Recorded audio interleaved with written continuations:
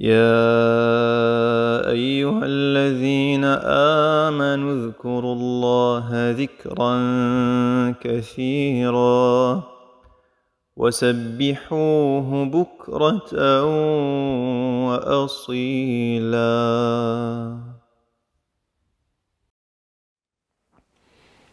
Assalamu alaikum, alhamdulillah, nous continuons notre série autour du zikr et de toutes ces belles, toutes petites paroles qu'Allah et que son messager nous apprennent et qui nous permettent de nous connecter à lui de manière régulière et abondante dans notre journée et d'éduquer et d'éveiller nos cœurs à la foi en Allah subhanahu wa ta'ala.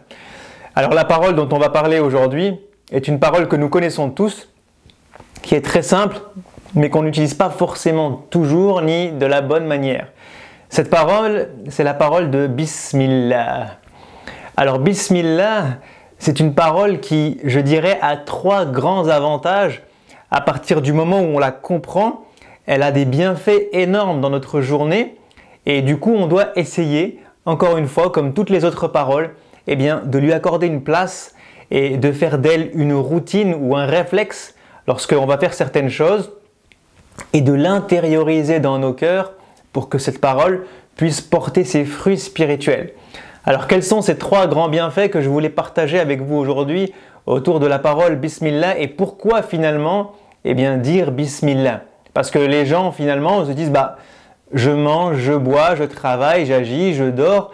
Est-ce que je suis obligé de dire Bismillah dans toutes ces actions? Qu'est-ce que ça change dans ma vie finalement que je le dise ou que je ne le dise pas?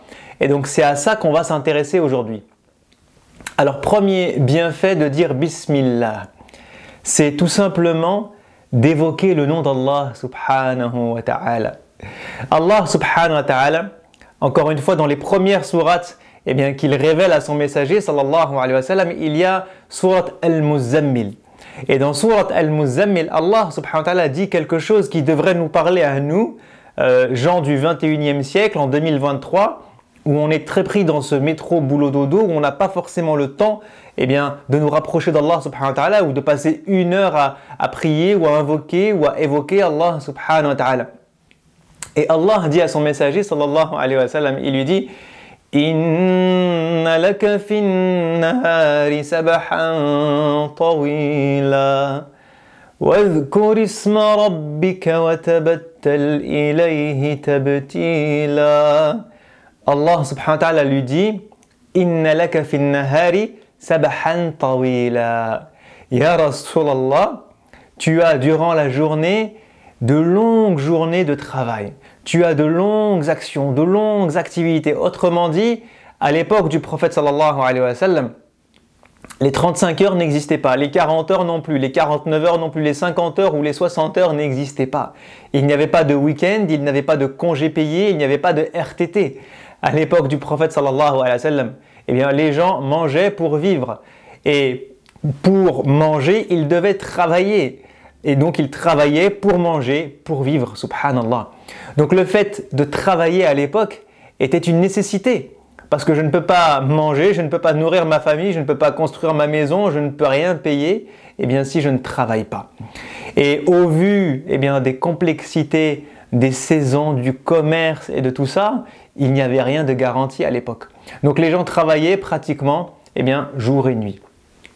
Et donc le prophète sallallahu alayhi wa sallam, Allah lui dit qu'il travaille énormément.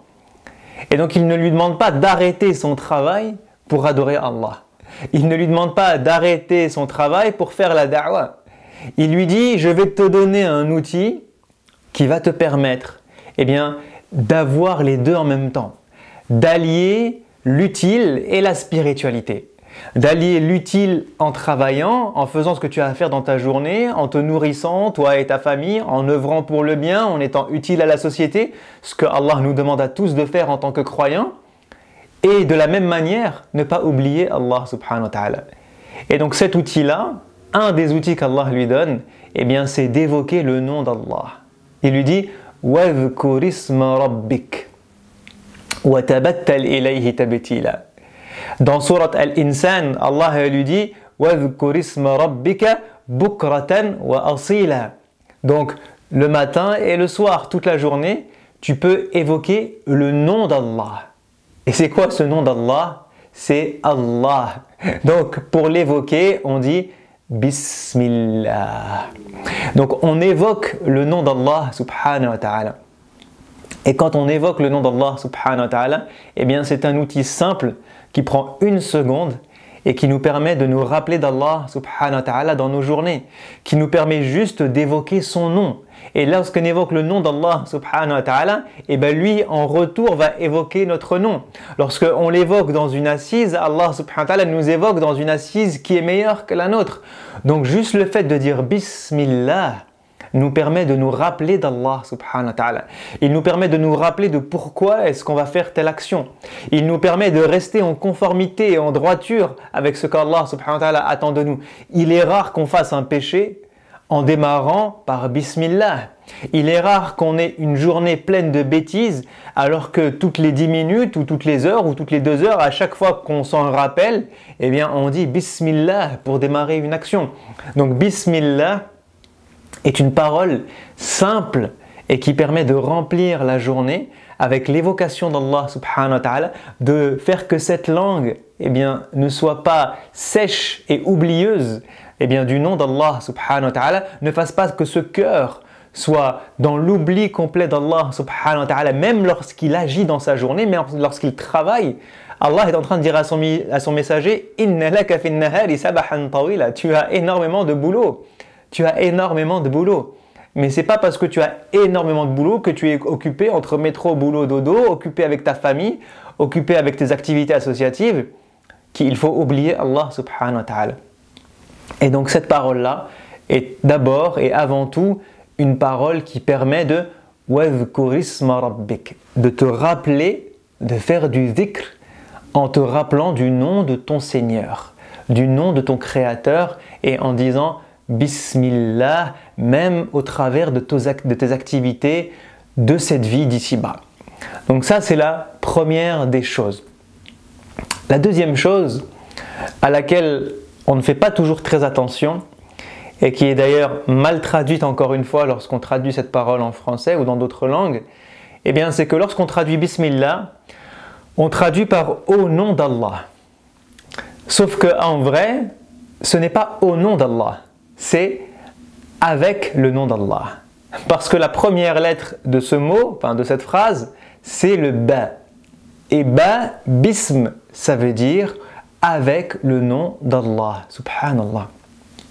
Et à partir du moment où on a compris ça, eh bien on comprend qu'il y a une deuxième notion qui est très importante en fait dans le fait de dire Bismillah et de pourquoi est-ce qu'on doit dire Bismillah quand on agit. Parce que lorsqu'on dit Bismillah, on est en train d'invoquer la compagnie d'Allah subhanahu wa ta'ala. Ba, ça veut dire avec. Et lorsqu'on évoque Allah subhanahu wa ta'ala, il nous évoque. Lorsqu'on invoque Allah subhanahu wa ta'ala, il est là tout près de nous. C'est lui qui répond à notre appel. Ujibu da'wata ad-da'i idha da'an. Je réponds à l'appel de celui qui m'appelle s'il m'appelle ou lorsqu'il m'appelle. Subhanallah.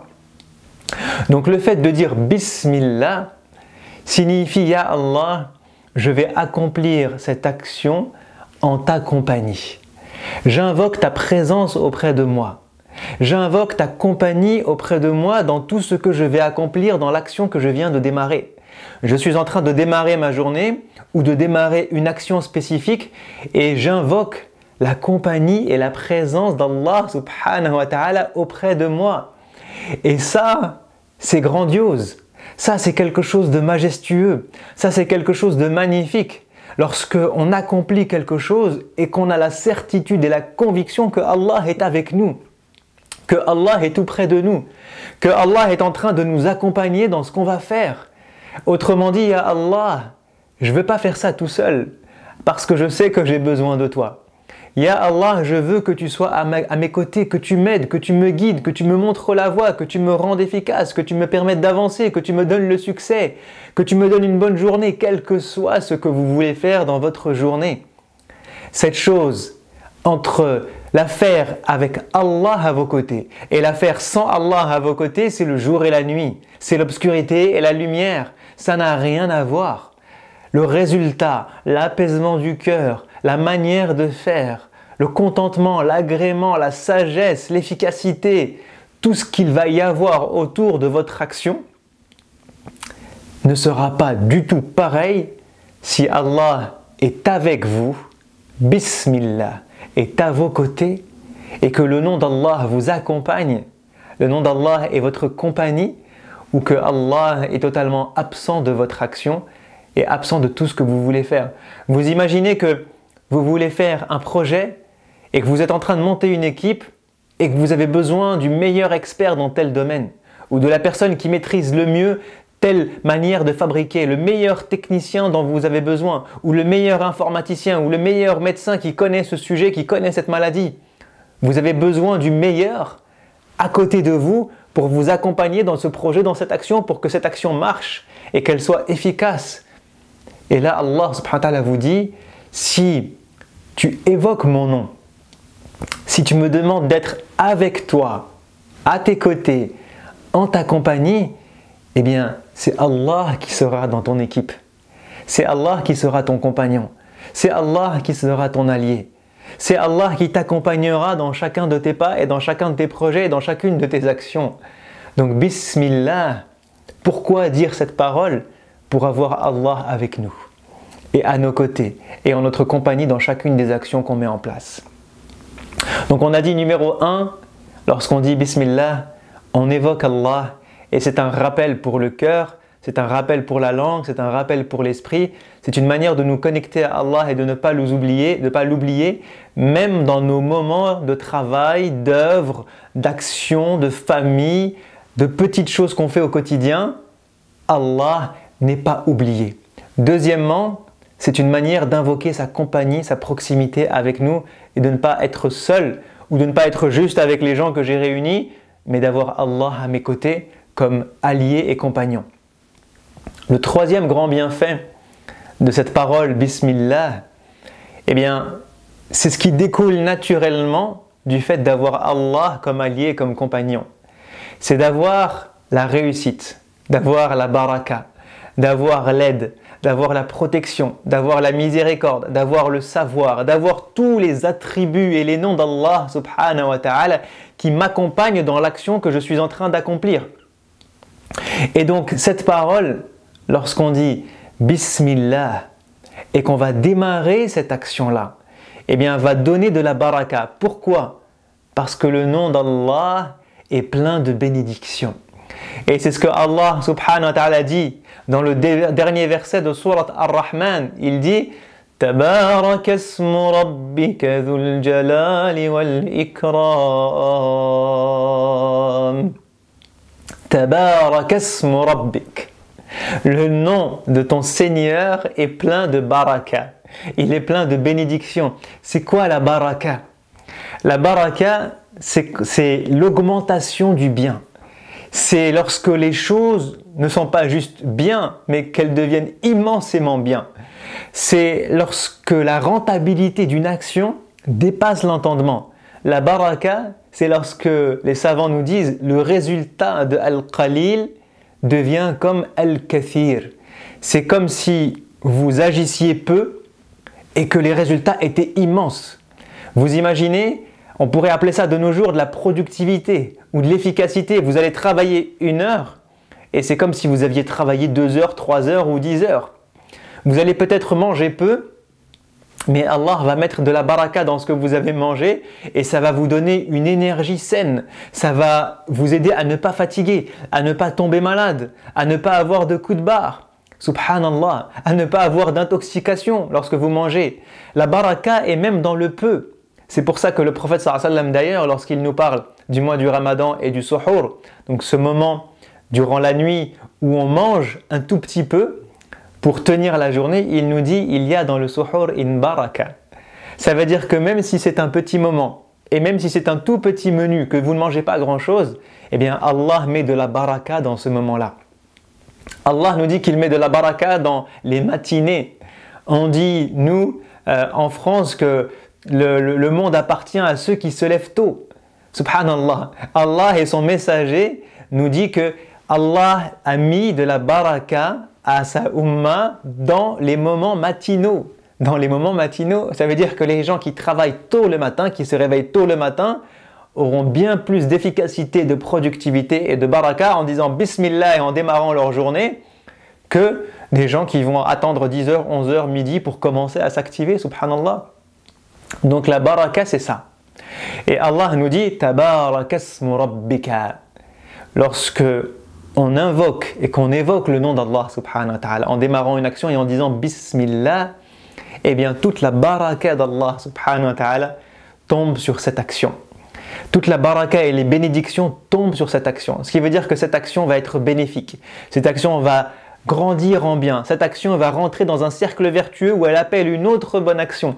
Cette action, même si elle est petite, eh bien, peut avoir d'immenses résultats, de grandes conséquences, de grandes répercussions. Cette action va être protectrice, cette action va être belle. Et c'est pour ça que Bismillah, eh bien, est un des zikrs que le prophète sallallahu alayhi wa sallam nous apprend avec des formes diverses et variées qui peuvent aussi eh bien, s'appliquer de manière spécifique, se customiser entre guillemets à différentes situations. On a le Bismillah lorsqu'on démarre la lecture du Coran. Allah dit à son messager Iqra bismi rabbika alladhi khalaq. Lorsque tu démarres la parole d'Allah subhanahu wa ta'ala, tu dis Bismillahir Rahmanir Rahim. Pourquoi? Pour que tu évoques le nom d'Allah. Parce que Allah sera en ta compagnie et va t'accompagner durant ta lecture. Pour que Allah te protège du wiswas de shaitan pendant ta lecture. Et pour que Allah mette de la baraka dans ta lecture. Il fasse que cette lecture soit pleine de méditation, soit pleine de compréhension, soit pleine d'application spirituelle, soit pleine d'éducation spirituelle, soit pleine de réforme du cœur et de l'âme et du corps. Que cette lecture-là, même si tu ne lis que 2 versets, 3 versets, 5 versets, dire Bismillah, eh bien c'est je m'en remets à Allah et j'attends les barakas qui viennent d'Allah. Dire Bismillah, c'est s'en remettre à tous les noms d'Allah subhanahu wa ta'ala. Donc lorsque je dis Bismillah en ouvrant le Coran, je sais que Allah est Al-Alim et celui qui va m'apprendre à travers le Coran. Il est Al-Hadi, celui qui va me guider à travers le Coran. Il est Al-Shafi, celui qui va guérir ma poitrine et mon cœur à travers la lecture du Coran. Il est celui qui a mis de la rahma dans le Coran et qui va me donner de l'amour, de la compagnie, de la miséricorde, de la proximité à travers le Coran. Bismillahirrahmanirrahim. Bismillah, c'est une parole qu'on prononce lorsque on va démarrer une action ou démarrer un travail par exemple. Et le prophète sallallahu alayhi wa sallam disait Bismillah tawakkaltu ala Allah wa la hawla wa la quwwata illa billah.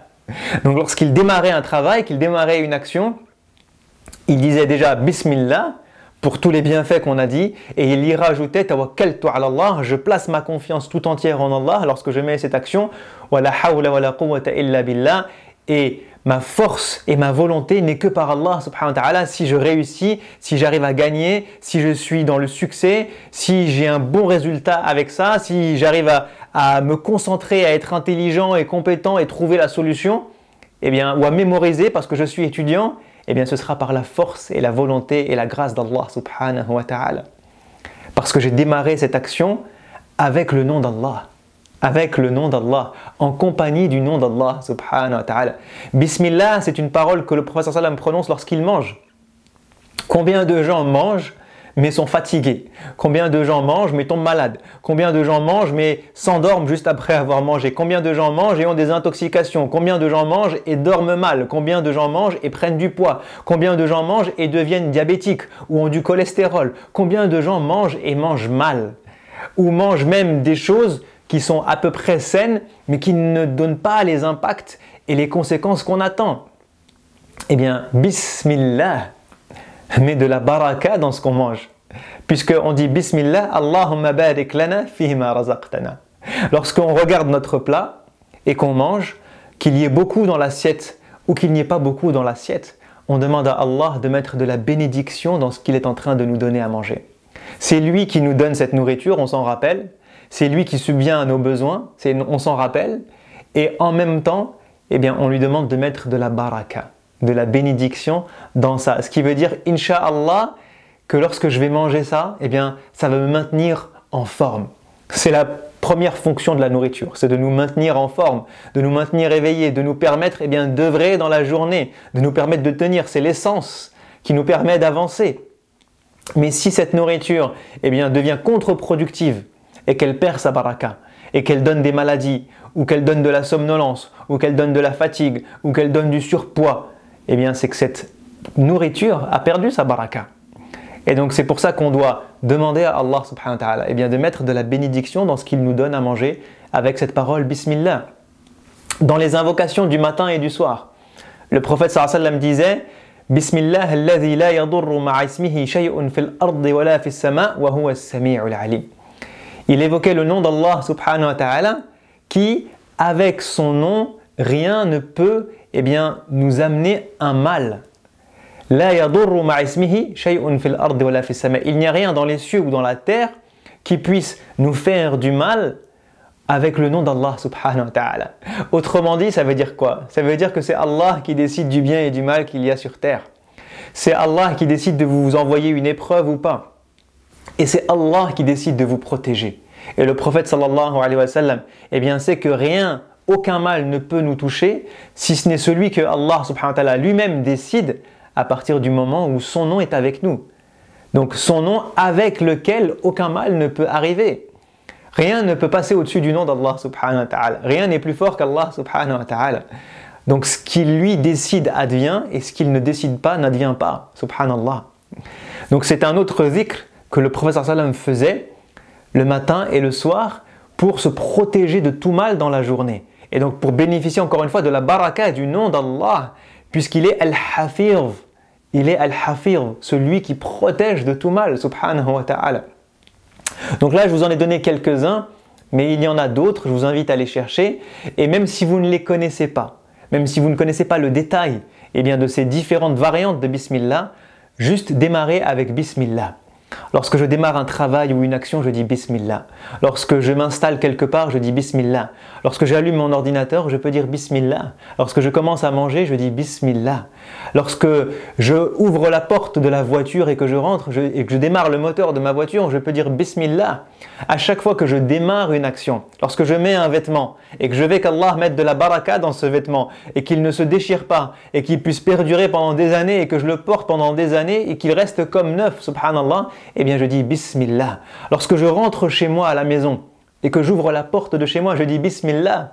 Le prophète sallallahu alayhi wa sallam nous dit, lorsque le croyant rentre chez lui, qu'il ouvre la porte et qu'il dit Bismillah et qu'il évoque le nom d'Allah subhanahu wa ta'ala, Al-Shaytan l'entend. Et qu'est-ce qu'il dit? Al-Shaytan dit au démon La mabita wa la akla lakumul yawm wa la ta'ama lakumul yawm. Aujourd'hui, ici dans cette maison, il n'y aura pas de lit pour vous, il n'y aura pas de repas pour vous. C'est un gîte.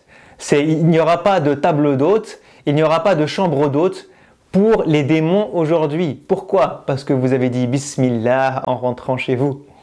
Et lorsque vous rentrez chez vous, que vous ne dites pas Bismillah, et que vous mangez, que vous ne dites pas Bismillah, Al-Shaytan dit à ses alliés, Alhamdulillah, on vous a trouvé une chambre d'hôte aujourd'hui, on vous a trouvé une table d'hôte aujourd'hui. Vous pouvez rentrer dans cette maison, vous pouvez profiter du sommeil, des lits, de la nourriture. Vous pouvez manger avec eux, vous pouvez enlever la baraka qu'il y a chez eux, vous pouvez augmenter les conflits qu'il y a chez eux, vous pouvez augmenter les problèmes qu'il y a chez eux entre le mari et la femme, entre les enfants et les parents. Vous pouvez réduire la baraka qu'il y a dans leur nourriture. Vous pouvez profiter de tout ce qu'il y a là et mettre le bazar spirituel dans la maison. Subhanallah. Ça, c'est ce que Shaitan fait lorsque le nom d'Allah n'est pas évoqué dans une maison. Donc lorsque j'ouvre la porte de chez moi, ça me coûte quoi de dire Bismillah? De me dire Bismillah, de me rappeler d'Allah subhanahu wa ta'ala, d'invoquer sa compagnie, que Allah soit avec moi dans ma maison, et d'invoquer sa baraka, sa bénédiction dans tout ce qui se passe dans ma maison, au point où il n'y a plus un seul shaitan qui est capable de rentrer chez moi et qu'ils vont chercher ailleurs un logement et de la nourriture. Donc je m'invite moi-même le premier et chacun d'entre nous à essayer d'adopter cette parole et de faire qu'elle rentre dans nos cœurs, qu'elle rentre dans nos langues, qu'elle rentre dans nos habitudes et qu'elle nous connecte à Allah subhanahu wa ta'ala dans chaque petite action qu'on démarre dans la journée et dans laquelle eh bien, on invoque la compagnie d'Allah subhanahu wa ta'ala avec le nom d'Allah subhanahu wa ta'ala. Je vous dis à la prochaine incha'Allah. Assalamu alaikum wa rahmatullahi wa barakatuhu. يا أيها الذين آمنوا اذكروا الله ذكرا كثيرا وسبحوه بكرة وأصيلا